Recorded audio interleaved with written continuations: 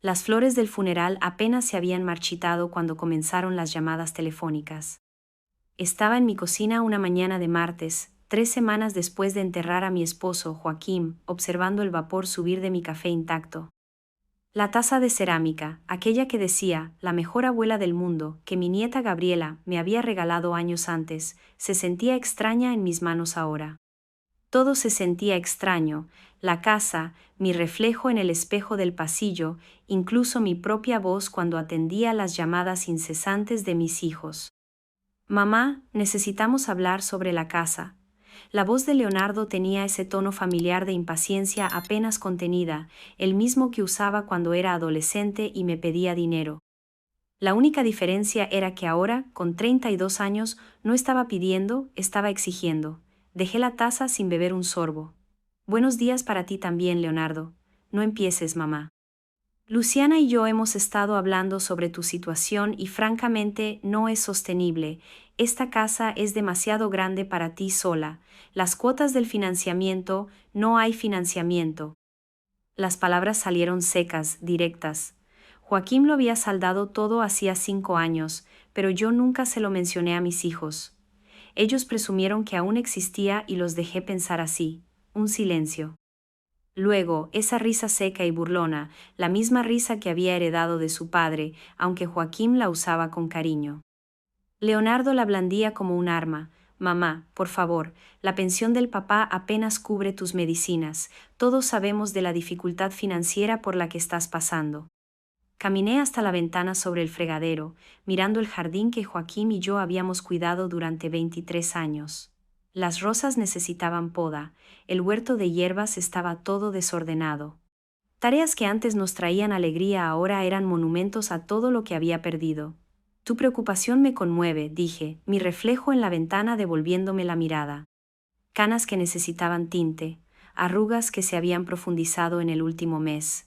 63 años de vida grabados en trazos que aún me sorprendían en los espejos. No seas dramática. Denise está de acuerdo conmigo. Creemos que deberías considerar vivir con alguno de nosotros. Denise está de acuerdo. Mi hija no me había llamado desde el funeral, no atendió cuando la llamé. ¿Y cuándo exactamente compartió Denise esa opinión? Otro silencio. Casi podía ver a Leonardo pasándose la mano por su cabello ralo, un gesto que había tomado del padre. Cenamos en familia anoche para discutir tus opciones. Mis opciones. Como si yo fuera un problema que resolver en lugar de una persona que necesitaba apoyo. Entiendo. Abrí la nevera, encarando los recipientes de lasaña y tarta que los vecinos bien intencionados me habían traído, pero que ni siquiera había tocado. ¿Y esas opciones incluyen vender mi casa? Sería lo más sensato financieramente, podrías ayudar a Luciana y a mí con la entrada de nuestro apartamento. Tenemos echado el ojo a una casa adosada en el barrio de los Jardines y Denise podría usar una ayudita para la universidad de Gabriela, es un gana-gana para todos. Cerré la puerta de la nevera con más fuerza de la necesaria, un gana-gana. Mamá, sabes que no quise decirlo así, pero lo había dicho exactamente de ese modo. Leonardo siempre fue transparente en su egoísmo, incluso de niño. Era casi reconfortante comparado con la manipulación sutil de Denise, la manera en que aprendió a pedir las cosas de forma indirecta, haciéndome sentir culpable por no ofrecer algo que nunca pedía directamente. ¿Qué le dices a tu hermana sobre mis finanzas?, pregunté. Solo la verdad, que la pensión del papá no es suficiente, que la casa es demasiado para que la cuides sola, que probablemente estás pasando por más dificultades de las que muestras, la verdad, como si él supiera algo sobre mi situación real, como si alguno de ellos se hubiera preocupado por preguntar sobre los negocios de Joaquín, sobre las inversiones que él había hecho, sobre la modesta herencia de su madre que nosotros habíamos guardado e invertido a lo largo de los años. Pensé en la carpeta del cajón del escritorio de Joaquín, aquella que yo había encontrado mientras organizaba sus papeles, extractos bancarios, carteras de inversión, la escritura de una pequeña casa de veraneo en Paraty que había comprado como sorpresa para nuestra jubilación.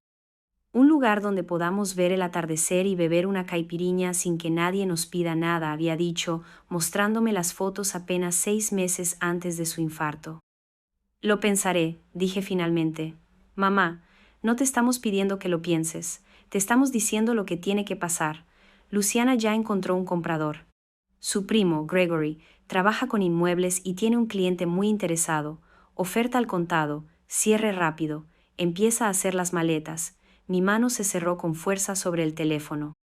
¿Encontraste un comprador para mi casa? Estamos tratando de ayudarte, mamá. Cuanto antes aceptes que esta es la mejor solución para todos, más fácil será la transición. Transición.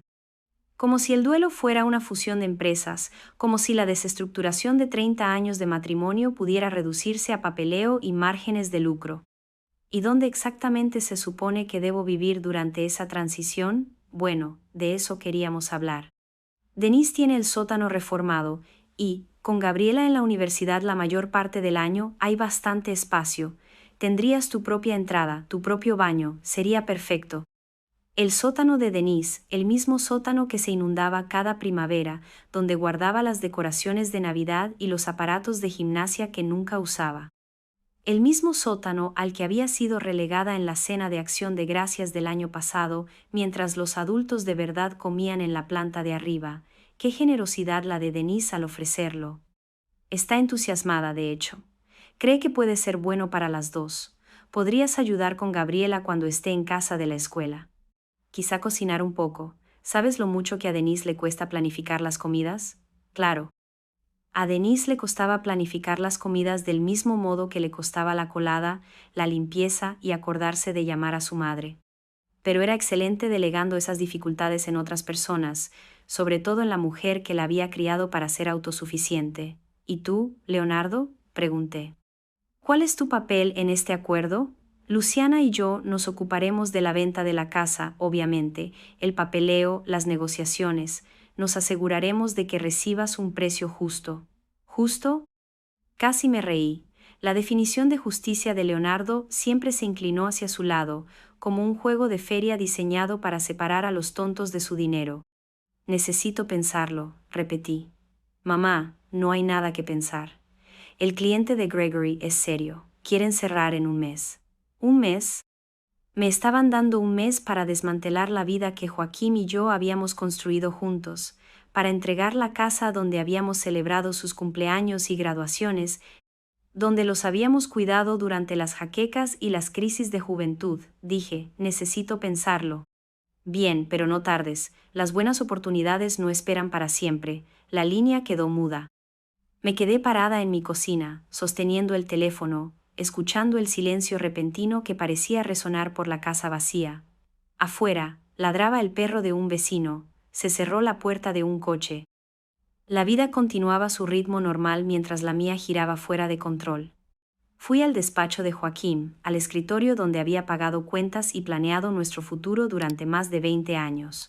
La carpeta seguía allí, escondida bajo antiguas declaraciones de impuestos. La tomé y esparcí el contenido sobre la superficie de madera que habíamos comprado en una subasta de muebles usados cuando Leonardo aún estaba en secundaria. Extractos bancarios que mostraban saldos que harían que los ojos de mis hijos se desorbitaran. Carteras de inversión que habían resistido las tormentas del mercado y salido más fuertes. La escritura de la casa de veraneo en Paraty, con fotos de paredes blancas y una veranda con vista al mar. Joaquín era un hombre callado, metódico en su planificación. Nunca presumió de dinero, nunca ostentó nuestra seguridad. Deja que piensen que estamos en dificultades. Había dicho una vez cuando Leonardo pidió otro préstamo. Eso fortalece el carácter. En su momento pensé que estaba siendo cruel. Ahora lo entendí como sabiduría. Mi teléfono vibró. Un mensaje de texto de Denise. Mamá, Leo me contó sobre la casa. Sé que es difícil, pero es lo mejor. Gaby está tan emocionada de tener a la abuela cerca. No veo la hora de hablar de los detalles.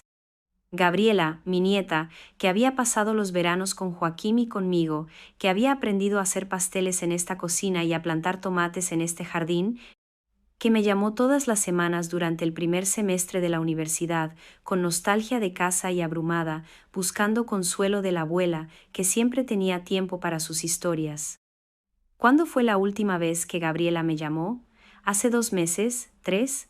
Deslicé la pantalla de mi celular, buscando mensajes recientes de mi nieta. Nada desde Navidad, cuando había enviado un mensaje en grupo, agradeciendo a todos por los regalos. Ningún mensaje personal, ninguna petición de consejo, ninguna noticia sobre sus clases o el novio o los planes para las vacaciones. El silencio se extendió a mi alrededor, pesado con la comprensión. Ellos ya habían seguido adelante, todos. La muerte de Joaquín había sido un inconveniente que gestionar, no una pérdida que lamentar en conjunto. Y yo era solo otro inconveniente, otro problema que exigía de ellos una solución eficiente. Cerré la carpeta y la devolví al cajón. Luego subí a mi cuarto, al armario donde la ropa de Joaquín aún colgaba, todavía con el leve olor de su perfume. Tomé una maleta de la estantería superior. Era hora de empezar a hacer las maletas, pero no del tipo que Leonardo esperaba. El despacho de abogados olía a cuero y papel antiguo, un aroma que me recordaba la oficina de Joaquín, pero que parecía infinitamente más poderoso. Me senté frente a la Dra.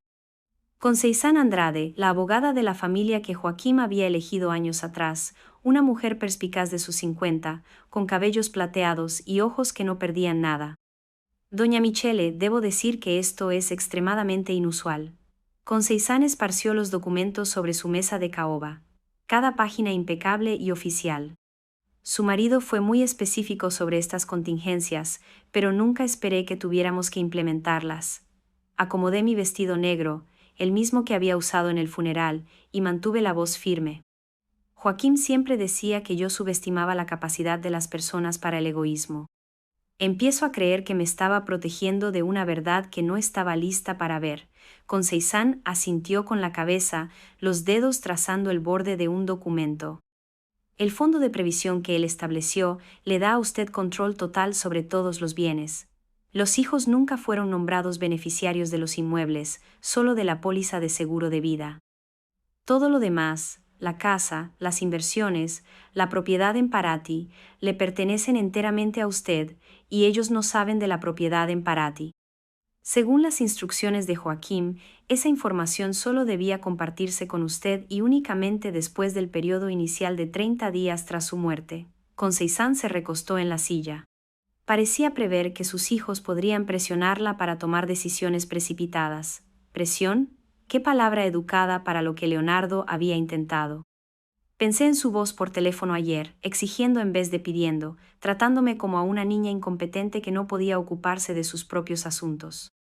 La venta de la casa que ellos acordaron, dije, puede cancelarse, usted es la única propietaria, ninguna venta puede avanzar sin su firma. Si encontraron un comprador y están haciendo promesas, están operando bajo suposiciones falsas.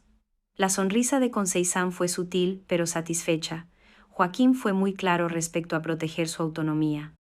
Sentí que algo se aflojaba en mi pecho, un nudo de ansiedad que había cargado desde la llamada de Leonardo, y la propiedad en Paraty está totalmente pagada, legalmente es suya. La empresa de gestión de propiedades que Joaquín contrató envía informes mensuales.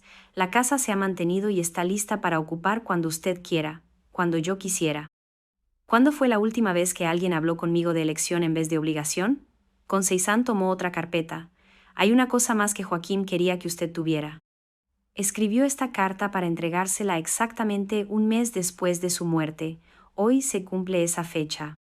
El sobre era color crema, mi nombre escrito con la caligrafía cuidadosa de Joaquín. Mis manos temblaron al abrirlo y la voz de él pareció llenar el despacho. Mi querida Michele, si estás leyendo esto, significa que me he ido y que estás lidiando con las consecuencias sola. Conozco a nuestros hijos, por más que los amemos, y sospecho que ya están merodeando como buitres, convencidos de que saben qué es lo mejor para ti. No lo saben. No eres un fardo que administrar ni un problema que resolver. Eres una mujer inteligente y capaz que crió a 2 hijos, apoyó a un marido en sus cambios de carrera y administró nuestro hogar con gracia y sabiduría por más de 30 años. No dejes que te convenzan de lo contrario. El dinero y las propiedades son tuyos para que hagas lo que quieras. Consérvalos, véndelos, dónalos. La elección es tuya, pero toma esa decisión con base en lo que tú quieres, no en lo que los demás esperan de ti.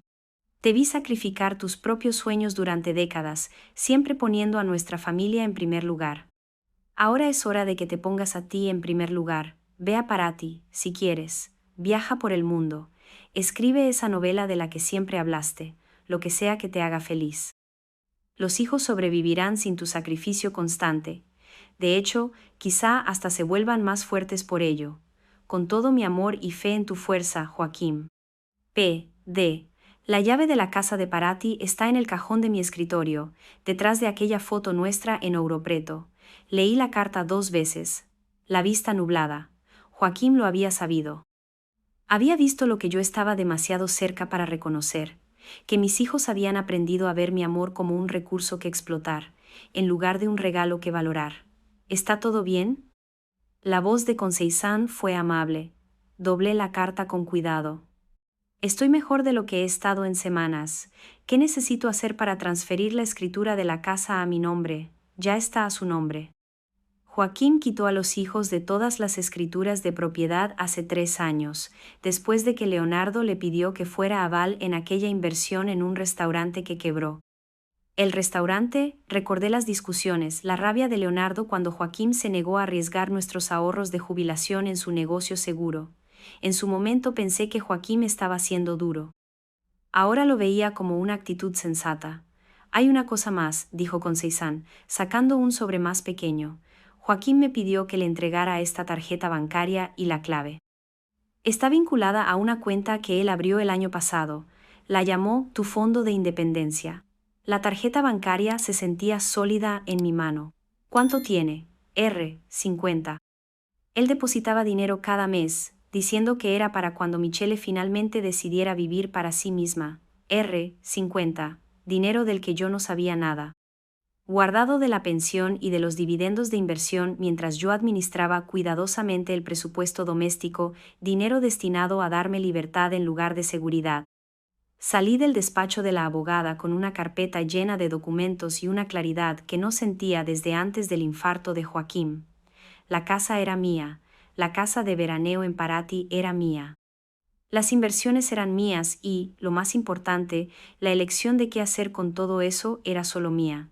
Mi teléfono sonó cuando llegué a mi coche, el nombre de Denise en la pantalla. Mamá, menos mal que te ubico, quería hablar de las reformas del sótano. Luciana conoce a un constructor que puede ponerte una pequeña cocina, tal vez una entrada independiente. Sería perfecto, tu propio apartamento. Desbloqueé el coche, pero no subí. Qué considerado. Sé que debes estar preocupada por el costo, pero Leonardo y yo pensamos que podríamos deducirlo del valor de la venta de la casa. Piénsalo como una inversión en tu confort.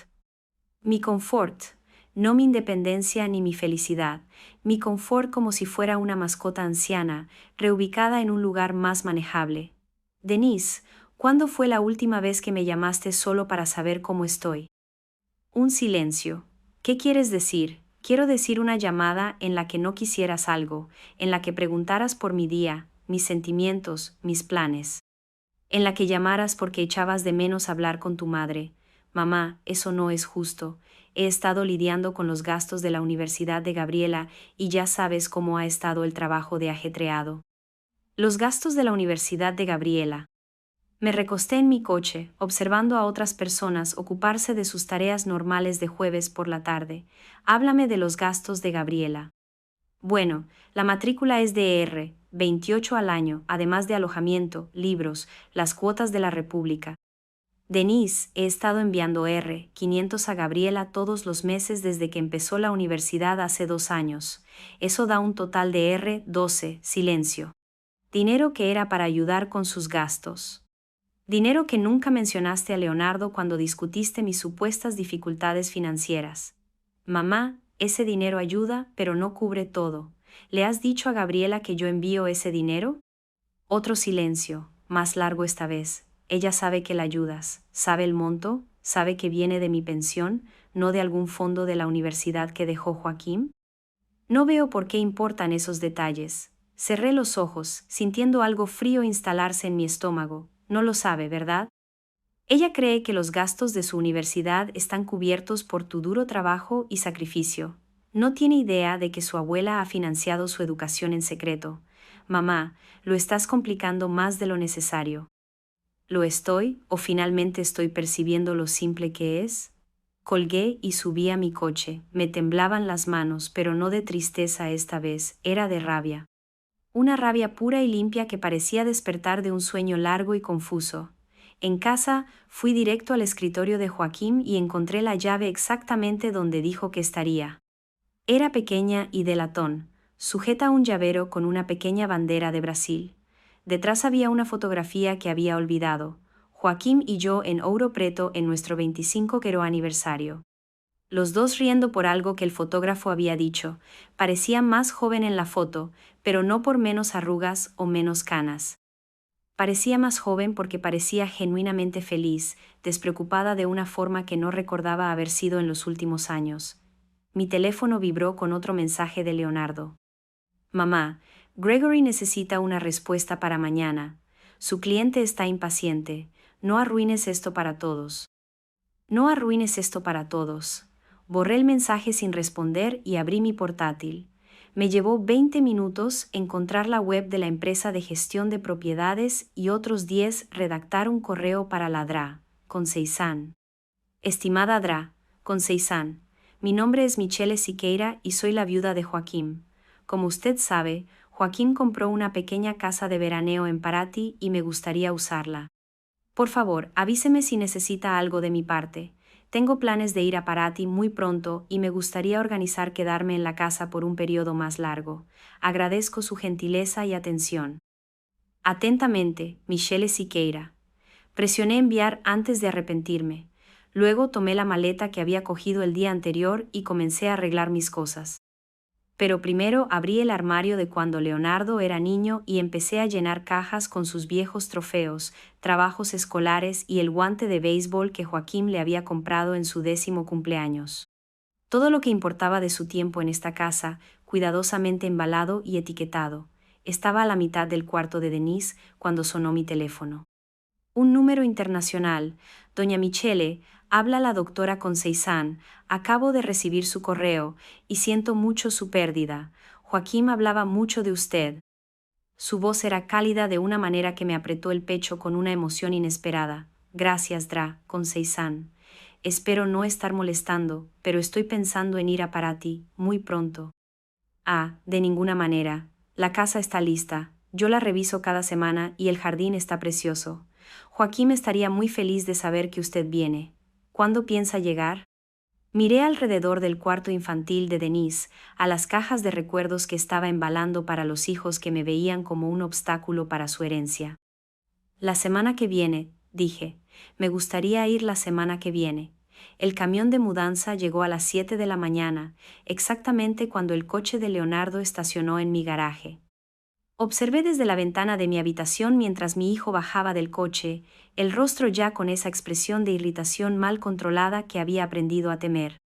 Llevaba su traje beige, el que Luciana había elegido para sus entrevistas de trabajo, y cargaba una gruesa carpeta con lo que supuse eran documentos de la venta de la casa. Momento perfecto.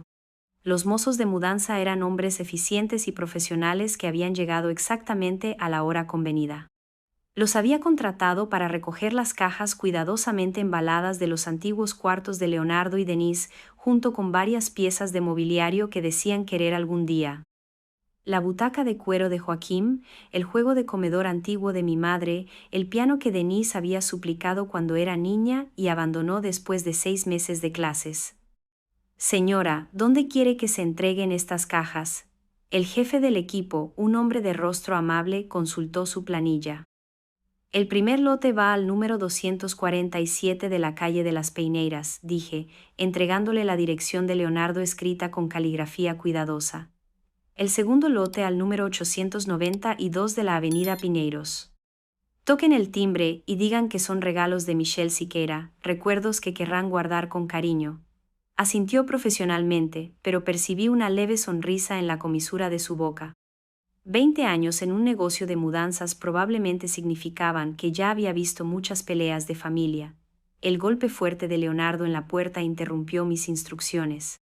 Abrí la puerta con un vestido rojo que Joaquín siempre decía que realzaba mis ojos, el cabello recién arreglado, sin parecer en nada la viuda abatida que él esperaba manipular. Mamá, ¿qué diablos está pasando? ¿Por qué hay un camión de mudanza en tu garaje? Buenos días, Leonardo. Estoy mandando cambiar algunas cosas. Me empujó y entró en el recibidor, sus ojos recorriendo las cajas con su nombre. Esas son mis cosas de infancia. ¿Por qué estás embalando mis cosas? Pensé que las querías. Los recuerdos son valiosos, ¿no te parece? Su rostro se puso rojo, un color que empezó en el cuello y subió, la misma cara que tenía de adolescente cuando lo pillaban en una mentira. Mamá, necesitamos hablar. El cliente de Gregory está listo para hacer una oferta. Necesitamos tu firma hoy mismo. Cerré la puerta y me apoyé en ella, observándolo caminar de un lado a otro en mi entrada, como un animal enjaulado. Leonardo, siéntate, no quiero sentarme. Quiero saber por qué estás actuando de forma tan extraña. Primero, no me devuelves las llamadas en 3 días. Ahora hay un camión de mudanza. Siéntate. Algo en mi voz lo detuvo a mitad de frase. Se sentó en el primer escalón de la escalera, la carpeta apretada en sus manos como un escudo. ¿Dónde exactamente dijiste al cliente de Gregory que iría el dinero de la venta de esta casa?, pregunté. ¿Qué quieres decir? Quiero decir si les dijiste que el dinero se dividiría entre tú y Denise. ¿Calculaste cuánto recibiría cada uno después de pagar ese misterioso financiamiento que tanto te preocupa? La mandíbula de Leonardo se tensó. Mamá, no estás pensando con claridad. La tristeza puede nublar el juicio. Mi juicio está perfectamente claro, más claro de lo que ha estado en años. Caminé hasta la butaca de Joaquín, la que los mozos pronto llevarían a la casa de Leonardo, quisiera él o no. Déjame preguntarte otra cosa. Cuando cenaste con Denise para discutir mi situación, ¿alguno de ustedes preguntó cómo estaba afrontando emocionalmente la muerte de Joaquín? Claro que nos importa. ¿Preguntaste si estaba durmiendo? ¿Comiendo, si necesitaba alguien con quien hablar o simplemente compañía? ¿Preguntaste qué me gustaría hacer con mi vida ahora que estoy sola por primera vez en 30 años? Me miró fijamente, la carpeta arrugándose en su mano. ¿O pasaste la cena entera calculando cuánto dinero podías extraer de la muerte de tu padre? Eso no es justo. Tomé mi teléfono y abrí la calculadora. Veamos. Si vendieras mi casa por el valor que Gregory cotizó $350 y lo dividieras entre tú y Denise después de costos de cierre imaginarios, cada uno recibiría unos $160. ¿Estoy cerca? El color desapareció de su rostro. Eso pensé. Leonardo, ¿sabes cuál es el valor real de la pensión que tu padre me paga mensualmente? Mamá, yo no son 4.2 todos los meses, junto con la jubilación y los dividendos de inversiones sobre los cuales no sabes nada. Dejé que los números calaran. Dímelo otra vez, ¿cómo es que no puedo pagar mantener esta casa? Leonardo se levantó bruscamente, la carpeta cayó al suelo. Nos mentiste, nunca mentí. Ustedes presumieron y yo no corregí sus suposiciones. Hay una diferencia. Nos dejaste pensar que estabas en dificultades. Ustedes querían pensar que yo estaba en dificultades. Eso hacía más fácil justificar el tratarme como un problema a resolver, en lugar de una persona que necesita apoyo. El motor del camión de mudanza rugió afuera.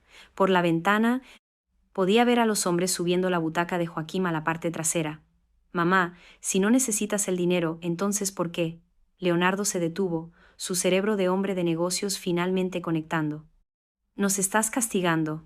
Te estoy dando exactamente lo que pediste. Eso no es lo que pedimos. Sí lo es. Me pediste que saliera de mi casa. Me estoy mudando. Querías que mis pertenencias se distribuyeran para que no fueran una carga. Las estoy distribuyendo. Tomé la carpeta que había dejado caer, mirando los documentos de venta con el membrete de la agencia de Gregory.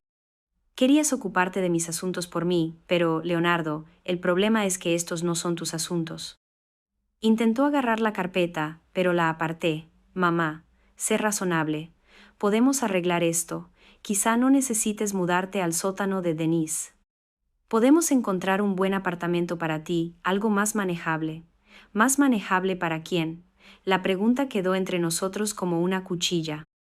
La boca de Leonardo se abrió y cerró, buscando palabras que no lo incriminaran aún más. Sonó mi teléfono. El nombre de Denise brilló en la pantalla. Contesta, dije, ponlo en altavoz. Leonardo negó con la cabeza, pero contesté de todas formas y activé el altavoz. ¿Qué es esto? Hay un camión de mudanza en mi casa y 2 hombres intentando entregar un piano que no tengo dónde poner. Hola, Denise. El piano que tanto pediste cuando tenías 8 años. Pensé que lo querrías de vuelta. No lo quiero de vuelta. No tengo espacio para un piano. Y Leonardo me llamó sobre alguna idea loca de que no vas a vender la casa. Silencio al otro lado de la línea. ¿Qué quieres decir con que no va a venderse? Quiero decir exactamente eso. Esta es mi casa. Joaquín me la dejó. No voy a venderla. Pero Leonardo dijo que no podías pagarla. Leonardo estaba equivocado sobre muchas cosas. Otro silencio, más largo esta vez. Cuando Denise habló de nuevo, su voz tenía esa punta afilada que recordaba de sus años de adolescente. Mamá, no sé qué juego crees que estás jugando, pero la gente cuenta con esa venta. Ya le dije a Gabriela que tendría una habitación en mi casa cuando te mudes. ¿Gabriela? Miré a Leonardo, cuyo rostro se había vuelto pálido. Háblame de Gabriela. ¿Qué pasa con ella? ¿Cuándo fue la última vez que me llamó? No llevo la cuenta de las llamadas de Gabriela. La última vez que me llamó fue el 15 de diciembre, en las vacaciones de Navidad. Quería saber si le enviaría dinero para un viaje. Caminé hacia la ventana, viendo a los mozos asegurar la butaca de Joaquín. No preguntó cómo estaba, no mencionó que extrañaba al abuelo, solo necesitaba dinero. Mamá, Gabriela es universitaria, son egocéntricos a esa edad. Lo es o aprendió, observando a su madre, que las abuelas existen para proveer apoyo financiero sin esperar conexión emocional a cambio. Eso no es, estás distorsionando todo, ¿lo estoy? Denise, ¿cuánto dinero he enviado a Gabriela en los últimos 2 años?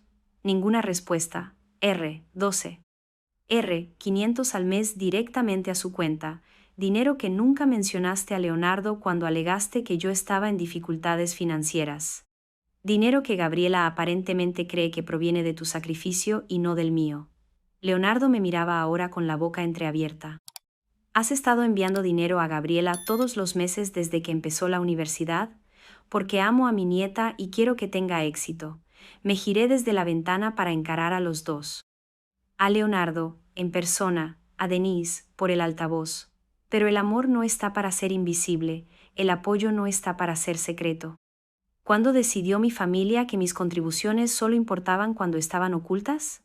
La voz de Denise llegó por el altavoz, más baja ahora.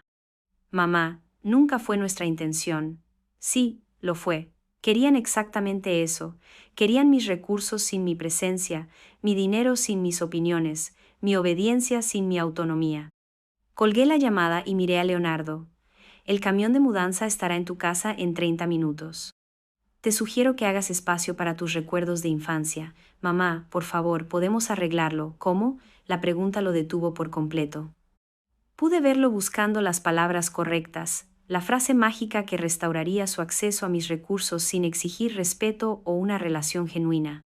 Podemos cenar en familia, hablar sobre lo que realmente quieres, lo que realmente quiero. Me reí, sorprendiéndome con el sonido. Leonardo, lo que realmente quiero es vivir el resto de mi vida rodeada de personas que me ven como algo más que una fuente de financiación de emergencia. Lo que quiero es despertar por la mañana sin preguntarme cuál de mis hijos llamará con la mano extendida. Lo que quiero es que extrañen mi compañía, no que lloren mi dinero. El motor del camión de mudanza arrancó afuera. Leonardo se puso de pie, los documentos de negocios esparcidos a sus pies. ¿A dónde vas? Sonreí. La primera sonrisa genuina que había sentido en meses. A algún lugar cálido. Leonardo se agachó para recoger los papeles, sus movimientos apurados y desesperados. Mamá, no puedes simplemente desaparecer. Somos tu familia. ¿Lo somos? Me miró desde el suelo y, por un momento, vi al niñito que solía trepar a mi regazo después de las pesadillas, que necesitaba vendas para las rodillas raspadas e historias para espantar la oscuridad. Luego se enderezó y el momento pasó. ¿Cuándo vuelves? Abrí la puerta principal, dejando entrar la luz de la mañana y el sonido del camión alejándose. Te avisaré. El vuelo a Río de Janeiro fue de 13 horas de claridad cristalina. Me senté en el asiento de ventana que Joaquín siempre prefería, observando el océano Atlántico extenderse debajo de nosotras como una vasta promesa. La mujer a mi lado, una jubilada de Brasilia que visitaba a su hija, intentó entablar conversación durante el despegue, pero algo en mi expresión debió disuadirla. No estaba lista para charlas triviales ni para la intimidad casual de confesiones de avión, estaba demasiado ocupada saboreando el silencio de mi celular. Durante 3 días después de que Leonardo se fue de mi casa, llamaron sin parar, Leonardo, Denise, incluso Luciana, que nunca me había llamado de manera independiente en los 5 años que llevaba casada con mi hijo.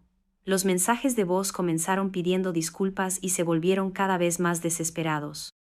Mamá, creo que hubo un malentendido. Michele, soy Luciana. Leonardo está realmente molesto y creo que si pudiéramos simplemente hablar. Mamá, Gaby está haciendo preguntas sobre el dinero y no sé qué decirle. Está bien, mamá. ¿Quieres jugar? 2 pueden jugar este juego. No esperes que corramos cuando te des cuenta de lo sola que estás. Ese último mensaje de Denise cristalizó algo esencial. La amenaza era para herirme.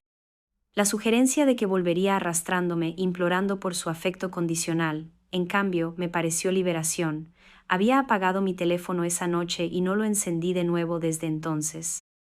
La oficial de inmigración en Río era una joven de ojos gentiles que selló mi pasaporte con eficiencia profesional. ¿Motivo de la visita? Empezar de nuevo, dije. Sonrió. La primera sonrisa genuina que había recibido de alguien menor de 40 en meses. Bienvenida a Brasil, señora. Ladrá. Conceição, mi abogada, me estaba esperando en la zona de llegadas, exactamente como lo había prometido. Era una mujer baja de unos 60, con cabello plateado recogido en un moño elegante y ojos que se arrugaban con calidez al sonreír. Sostenía un pequeño cartel con mi nombre escrito con caligrafía cuidadosa. Doña Michele, bienvenida, bienvenida. Me abrazó como una vieja amiga y me descubrí devolviéndole el abrazo con una intensidad que sorprendió a las dos. ¿Cómo fue su vuelo? ¿Está cansada? ¿Con hambre? La casa está lista para usted. Preparé una comida sencilla, solo lo básico, hasta que pueda hacer compras. Su acento era un encanto y hacía musical su habla. Mientras caminábamos hacia el coche, parloteó sobre el clima, el barrio, el jardín que había cuidado en mi ausencia. Joaquín estaba muy orgulloso de esta casa, dijo mientras conducíamos por las calles sinuosas de Paraty. Me mostraba fotos en su teléfono. Usted en la cocina en Río, los nietos, siempre sus nietos. Mi Michele va a amar la cocina de allí, decía. Ella la hará cantar de vida. Apreté los labios, desconfiando de mi voz. Joaquín había hablado de mí aquí, en este lugar que nunca había visto, con esta mujer a la que nunca había conocido. Había imaginado un futuro para nosotros que la muerte nos había robado, pero de algún modo sus palabras lo hacían parecer real otra vez. La casa me dejó sin aliento. Era más pequeña que nuestra casa en Río, pero perfectamente proporcionada, con paredes blancas y ventanas azules que atrapaban la luz de la tarde. Bugambillas desbordaban por los muros del jardín en explosiones de morado y rosa, y limoneros cargados de fruta flanqueaban el sendero de piedra hacia la puerta principal. Es preciosa, susurré. Joaquín me eligió bien, dijo Conceição, sacando la llave de latón que yo había encontrado en su escritorio. Venga, déjeme mostrarle por dentro. El interior era fresco y luminoso, con suelos de terracota y ventanas que se abrían a una pequeña terraza con vista al mar. El mobiliario era sencillo pero elegante, un sofá color crema, una mesa de comedor de madera para 4, estanterías empotradas esperando ser llenadas. En la cocina, cacerolas de cobre colgaban de ganchos y las encimeras eran de azulejo azul y blanco que reflejaban el mar de afuera. Llené la nevera con lo básico, dijo Concesión, abriendo los armarios para mostrarme platos y vasos. Aceite y vino.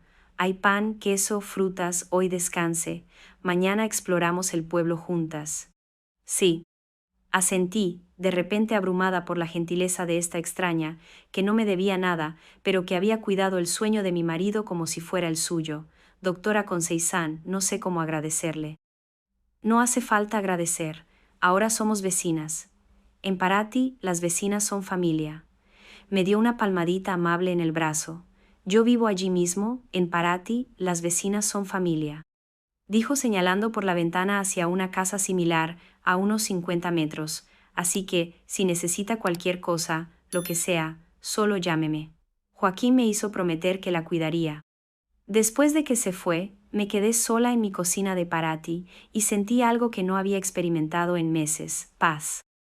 Desempaqué despacio, colgando mi ropa en el armario del cuarto, colocando la fotografía de Joaquín en la mesita de noche, organizando mis productos de aseo en el baño claro con su bañera de patas y la ventana que daba al mar.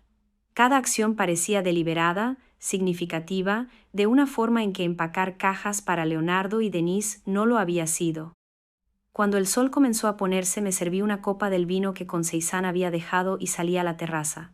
El mar se extendía infinitamente ante mí, pintado en tonos de oro y coral por la luz agonizante. Veleros se mecían a lo lejos como oraciones blancas, y el sonido de las olas contra las rocas abajo creaba un ritmo que parecía acompasar mi corazón. Mi teléfono, olvidado en el bolso, empezó a sonar. Consideré ignorarlo. Había evitado con éxito todo contacto durante 4 días, pero algo me hizo mirar el identificador de llamadas. Gabriela, mi nieta, llamaba por primera vez desde Navidad. Contesté al cuarto tono. Abuela, Dios mío, por fin. He estado intentando llamarte durante días. Su voz sonaba diferente. No la seguridad casual a la que me había acostumbrado, sino algo más nítido, más enfocado. Hola, Gabriela. Abuela, ¿dónde estás?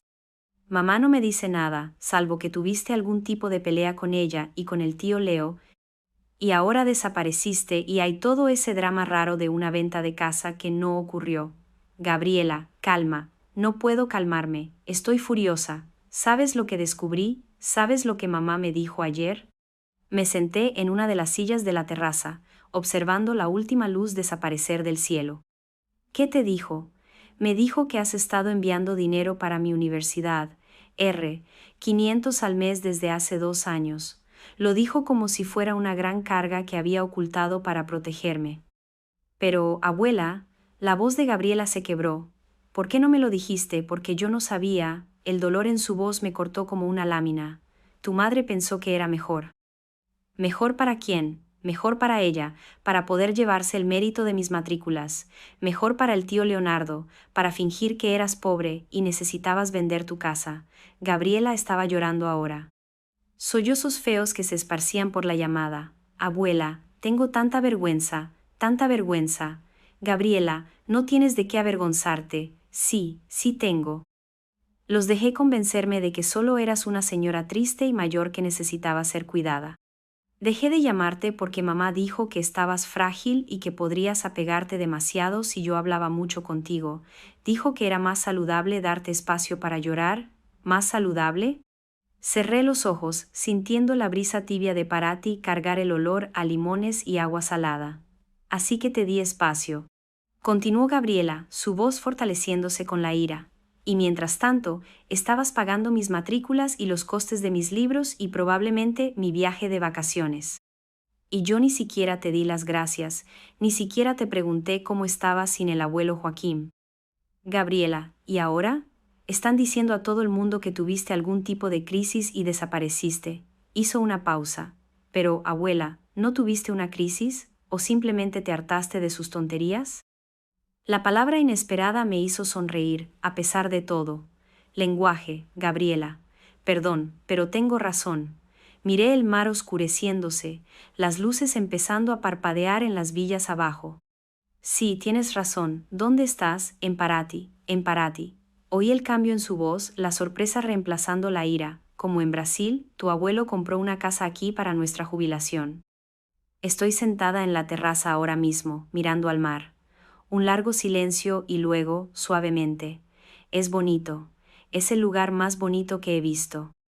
Abuela, necesito decirte algo. Necesito pedirte perdón. No necesitas disculparte por nada, querida. Te engañaron personas en las que confiabas. No es tu culpa, pero debería haberlo sabido. Debería haberte llamado más. Debería haber hecho preguntas. Gabriela, escúchame. Me levanté, caminando de un lado a otro en la pequeña terraza mientras aparecían las primeras estrellas. Tienes 20 años. Tu trabajo ahora es estudiar y crecer y descubrir en quién quieres convertirte. No es tu trabajo administrar las finanzas de la familia ni descifrar manipulaciones de adultos. Pero quiero hacerlo mejor. Quiero ser mejor. Entonces sé mejor. Llámame porque me extrañas, no porque necesites algo. Visítame porque disfrutas de mi compañía, no porque sea una obligación. Ámame porque soy tu abuela, no porque pago tus cuentas. Otro silencio. ¿Puedo visitarte en Paraty? La pregunta me tomó desprevenida. Gabriela, no sé por cuánto tiempo me quedaré aquí, no me importa. Tengo las vacaciones de la universidad en 3 semanas. Puedo cambiar mis planes, cancelar ese viaje tonto que probablemente pagaste tú de todas formas y ir a verte. Quiero conocer la casa de veraneo de ensueño de mi abuelo. Quiero sentarme en esa terraza y escuchar sobre tu nueva vida. Tu nueva vida. La frase envió calor por mi pecho. ¿Qué dirá tu madre? No me importa lo que diga mi madre. Bueno, en realidad sí me importa, pero no voy a dejar que lo que diga controle mis elecciones nunca más. Abuela, tengo 20 años y acabo de darme cuenta de que realmente no te conozco. Conozco la versión de ti que ellos me presentaron, la abuela que hace galletas y envía tarjetas de cumpleaños y necesita ser tratada con cuidado. Pero tú no eres esa persona, ¿verdad? Pensé en la mujer que había enfrentado a Leonardo en el recibidor, que había desmontado sistemáticamente las suposiciones de sus hijos, que había subido a un avión rumbo a Paraty sin fecha de regreso.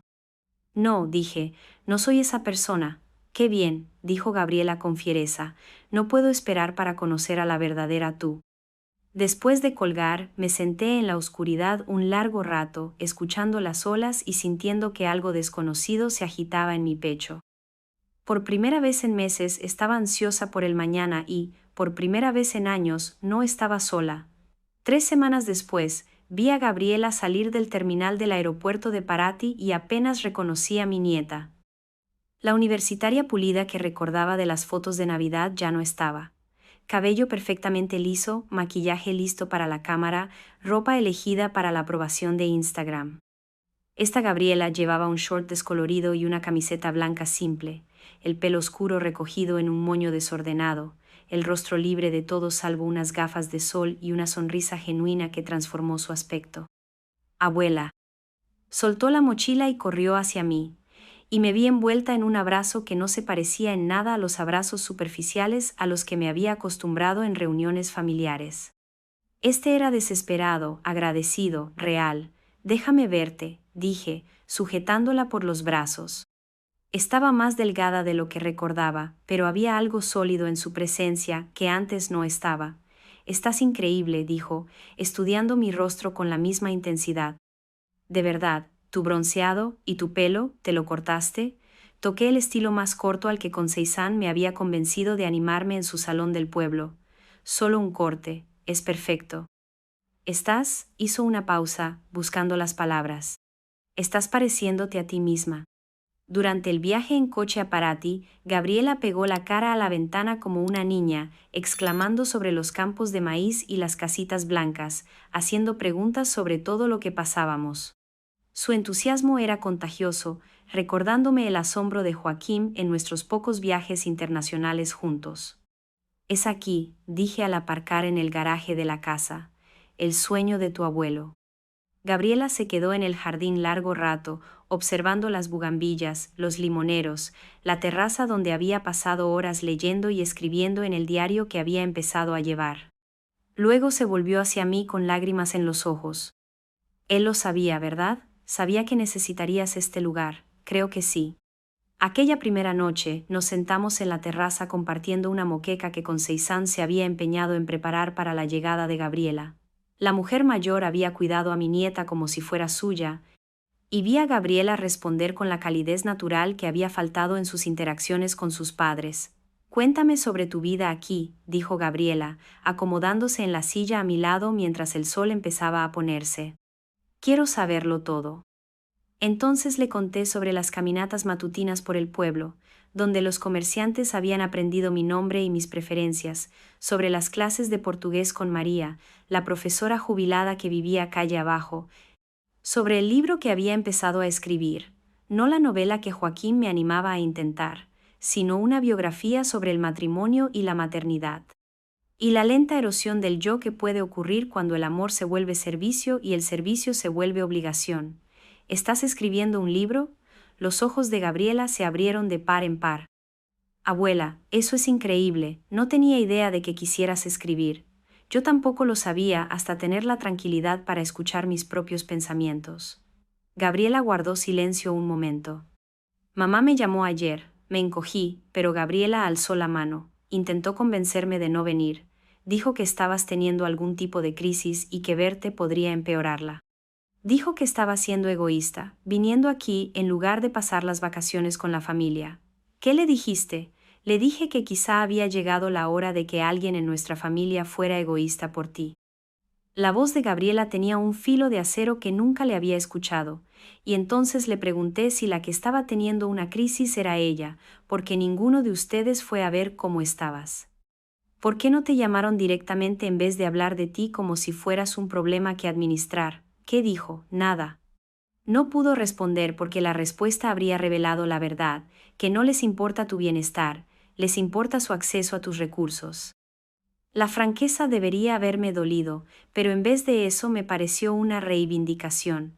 Gabriela, necesito que entiendas algo, dije con cuidado, no espero que elijas bandos. Leonardo y Denise también son tu familia. No. La voz de Gabriela era firme. Ellos eligieron bandos cuando decidieron usarme como arma contra ti, cuando me dejaron creer que eras pobre y frágil mientras tú pagabas mis cuentas, cuando intentaron aislarte de las personas que realmente podrían apoyarte. Se inclinó hacia adelante en la silla. Abuela, llevo semanas pensando en esto y me di cuenta de algo. No solo te mintieron a ti sobre tus finanzas, me mintieron a mí sobre ti. ¿Qué quieres decir? Me convencieron de que eras esa señora frágil y mayor que tenía que ser protegida de demasiada emoción.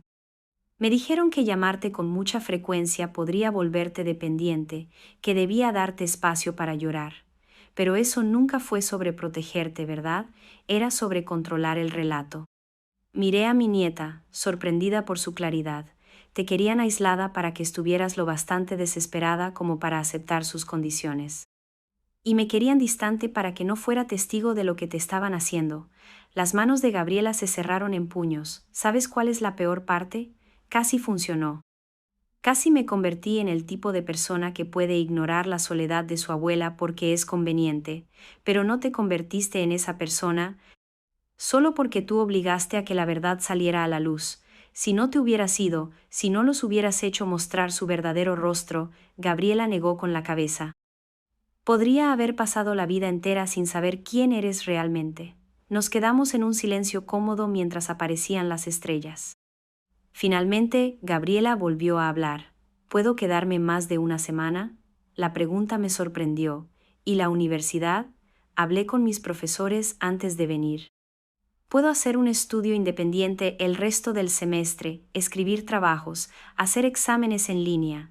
Es solo que no quiero volver aún. Quiero pasar tiempo de verdad contigo, un tiempo que no mida en visitas de vacaciones o llamadas con agenda. Gabriela, tu educación seguirá allí cuando estés lista para ella, pero esta oportunidad, este tiempo contigo, quizá no lo tenga de nuevo. Me miró con los ojos de Joaquín, firmes y decididos.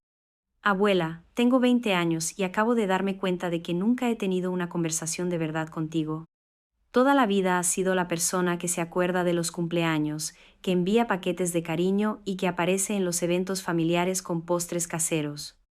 Pero no sé qué te hace reír, ni con qué sueñas, ni cómo eras antes de convertirte en nuestra abuela. ¿Y quieres saber esas cosas? Quiero saberlo todo. A la mañana siguiente, Gabriela se unió a mi caminata diaria por el pueblo.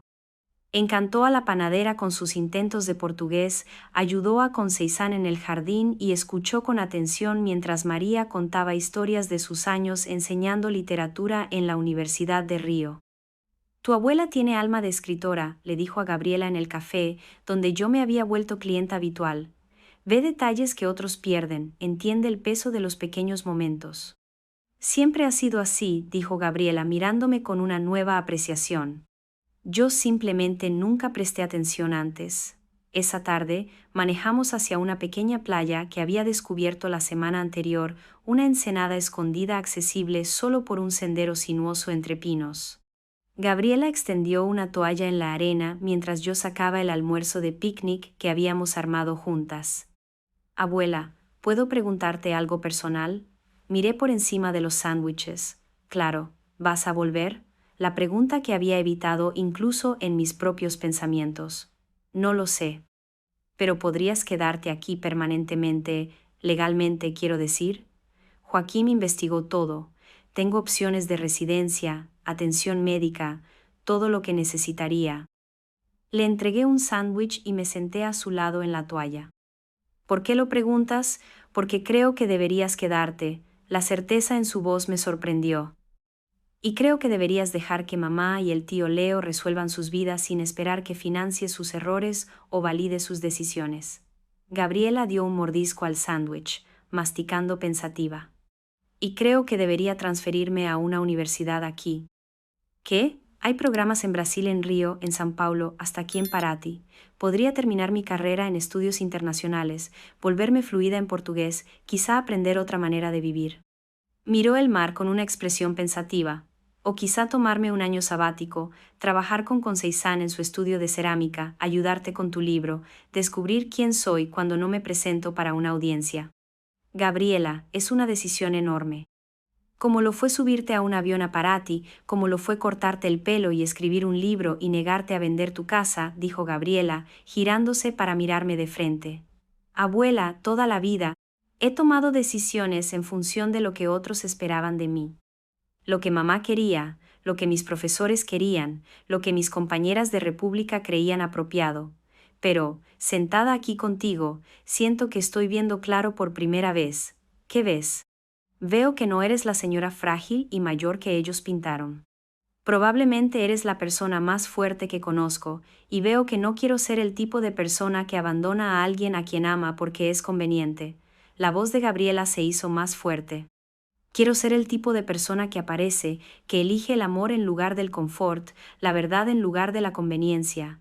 Abuela, mamá nunca me perdonará si dejo que descarriles tu vida. Esto no es descarrilar mi vida, es salvarla. Gabriela tomó mis manos, su agarre cálido y firme. Abuela, estaba dormida mientras pasaba por la universidad, haciendo las cosas mecánicamente porque se esperaba de mí. Pero ahora estoy despierta, y quiero pasar mi tiempo despierta con alguien que me ve como algo más que un proyecto que gestionar. Esa noche, llamamos a la universidad juntas y arreglamos la licencia temporal de Gabriela. Luego llamamos a la DRA, Conceição, para preguntar por el aprendizaje en su estudio de cerámica. Finalmente, con el sol de Paraty poniéndose detrás de nosotras y el sonido de las olas como banda sonora de nuestra conversación, Gabriela hizo una última llamada a su madre. Mamá, habla Gabriela. Voy a extender mi estadía en Brasil. No, no estoy teniendo una crisis, estoy teniendo un gran momento. Entiendo que estés enojada, pero tengo 20 años y puedo decidir cómo gasto mi tiempo. En realidad, mamá, eso es exactamente lo que estoy haciendo. Estoy eligiendo a la abuela porque es la única persona en nuestra familia que me ha tratado como si yo importara más que lo que puedo proporcionar. Gabriela terminó la llamada y apagó el teléfono. ¿Algún arrepentimiento? Pregunté. Sonrió, la sonrisa de Joaquín, llena de determinación silenciosa, solo uno, que me llevó 20 años descubrir a qué lugar pertenezco. Mientras nos sentábamos juntas en mi terraza de Paraty, viendo aparecer las estrellas sobre el mar, me di cuenta de que mi historia de pérdida se había convertido en una historia de descubrimiento. Había perdido la ilusión de una familia que exigía mi debilitamiento, pero había encontrado la realidad de una familia que celebraba mi fuerza. Y, por primera vez desde la muerte de Joaquín, no solo estaba sobreviviendo, estaba floreciendo. Si te gustó mi historia, puedes apoyarme haciendo una donación. Así puedo escribir muchas otras historias como esta. Muchas gracias de antemano. ¿Y tú, qué harías en el lugar de esta persona? Quiero mucho saber tu opinión, así que escríbela aquí en los comentarios. Siempre tengo curiosidad por saber qué piensan. Ah, y cuéntame también dónde escuchaste esta historia. Si quieres oír más historias de vida como esta, dale me gusta al video y suscríbete al canal. Hay muchas otras esperándote. Un gran abrazo y hasta la próxima.